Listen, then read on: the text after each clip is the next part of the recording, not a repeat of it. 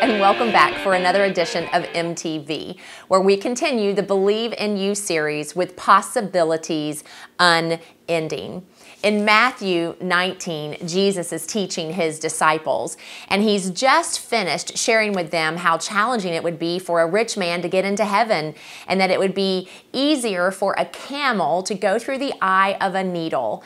And then he goes on to say, because they're pondering, well, then how is it possible? And he says, with man, it is impossible, but with God, all things are possible. That's Matthew 19:26. Now, the principle for us from that passage of Scripture is that there clearly are things that will seem impossible to us, but with God, it is always possible.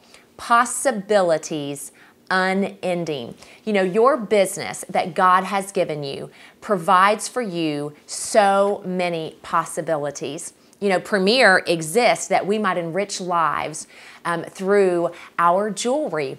You know, that enriching of lives comes from enriching our own life. You know, we're able to start a business that can make a difference for us financially to help us meet a need, but it extends well beyond that. We're able to enrich the lives of our hostesses who love to get jewelry for free, enrich the lives of our customers who attend our jewelry shows, where we can maybe give them a smile or a hug, an affirming word, help them to feel good about themselves because of how they look in the jewelry. We're able to enrich the lives of folks who have a need financially by sharing with them what Premier has to offer them. We are able to enrich the lives of new jewelers, people who trust us to help them in starting their Premier business. And the list goes on and on and on. Possibilities unending for how we might use our business to enrich every single life that we touch. You know, there's also through your Premier business the possibilities unending for personal growth. I know that for me, in the course of my Premier business, there have been so many opportunities where I have been able to grow from where I was to where God desired me to be. It all started in the first year of our business, where home shows were great, but sponsoring was zero. And God really used that to show me that, Elizabeth, you have some growing that you need to do, specifically to really deal with my prideful tendencies of I've got it all together and to want to look good and to present myself in a certain way to people.